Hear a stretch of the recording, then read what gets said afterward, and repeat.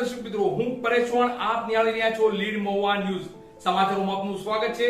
હવે સમાચારો નિહાળીશું વિસ્તારપૂર્વક.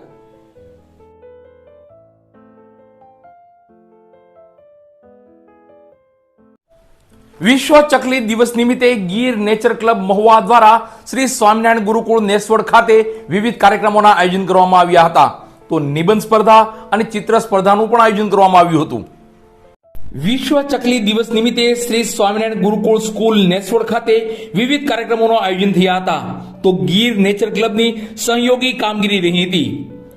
આ કાર્યક્રમની વિગત જોઈએ તો શ્રી સ્વામિનારાયણ ગુરુકુળ સ્કૂલ નેસવડ ખાતે ગીર નેચર ક્લબ દ્વારા વિશ્વ ચકલી દિવસની ઉજવણીના ભાગરૂપે ચિત્ર સ્પર્ધા અને નિબંધ સ્પર્ધાનું સુંદર આયોજન કરાયું હતું, જેમાં શાળાના તમામ વિદ્યાર્થીઓએ ઉત્સાહભેર ભાગ લીધો હતો અને એકથી એક મનમોહક ચિત્રો દોરી નિર્ણાયકશ્રીઓ, શિક્ષકો અને ઉપસ્થિત મહેમાનોને મંત્રમુગ્ધ કરી દીધા હતા. તો સાથે જ નિબંધ સ્પર્ધાનું પણ આયોજન કરવામાં આવ્યું હતું. આ બંને યોજાયેલી સ્પર્ધાના વિજેતા સ્પર્ધકોને ગીર નેચર ક્લબ દ્વારા ઇનામ આપી પ્રોત્સાહિત કરવામાં આવ્યા હતા. તો ગીર નેચર ક્લબના દેવભાઈ ભાટી અને તમામ સભ્યોશ્રી પણ ખાસ ઉપસ્થિત રહ્યા હતા. તો એડવોકેટ પ્રિયાબેન ભીલ દ્વારા તમામ શાળાના વિદ્યાર્થીઓને પેન આપી પ્રોત્સાહિત કરવામાં આવ્યા હતા. તો શ્રી સ્વામિનારાયણ ગુરુકુળ નેસવડ ખાતે આજે મહુવા ન્યાય મંદિર દ્વારા કાનૂની શિબિરનું આયોજન કરવામાં આવ્યું હતું, જેમાં રાજુભાઈ ભાલિયા એડવોકેટ દ્વારા જહેમત ઉઠાવી કાર્યક્રમને સફળ કર્યો હતો. તો મહુવાની દોશી ગેસ સર્વિસ દ્વારા ફાયર સેફટીને લઈ સમજ આપવા એક કાર્યક્રમનું આયોજન કરવામાં આવ્યું હતું. આગ લાગે ત્યારે શું કરવું, ગેસના બોટલમાં શું તકેદારી રાખવી, તે તમામ બાબત વિશે માર્ગદર્શન અને સમજ આપવામાં આવી હતી.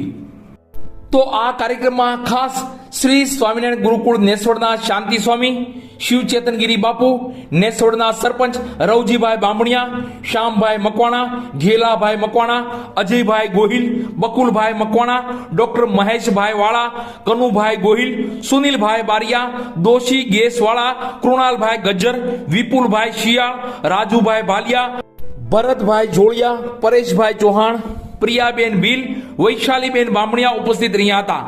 કાર્યક્રમને સફળ બનાવવા શાળાના આચાર્ય મેહુલભાઈ ભાલિયા અને શાળા પરિવારના શિક્ષકગણે જહેમત ઉઠાવી હતી.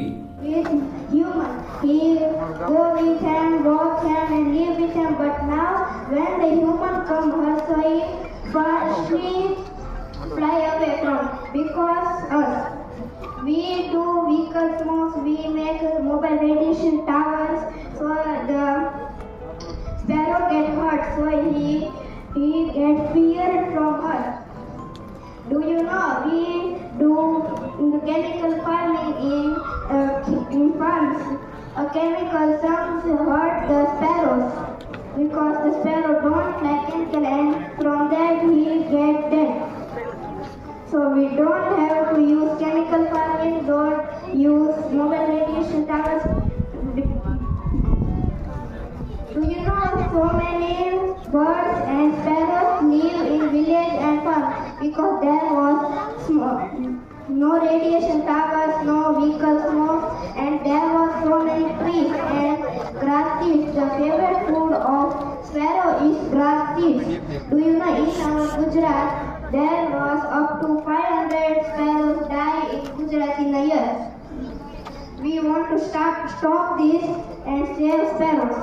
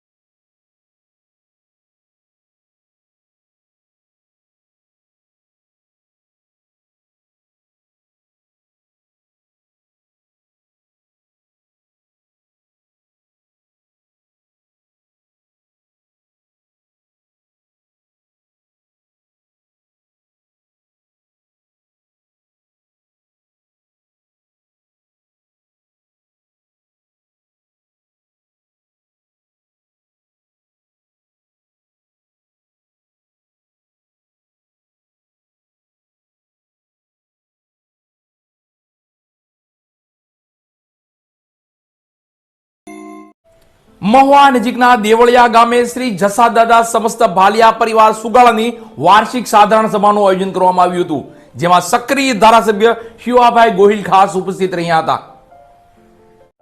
મહુવા નજીકના દેવળિયા ગામે શ્રી જસાદાદા સમસ્ત ભાલિયા પરિવાર સુગાળાની વાર્ષિક સાધારણ સભા યોજાઈ હતી, જેમાં સક્રિય ધારાસભ્ય શિવાભાઈ ગોહિલ ખાસ ઉપસ્થિત રહ્યા હતા.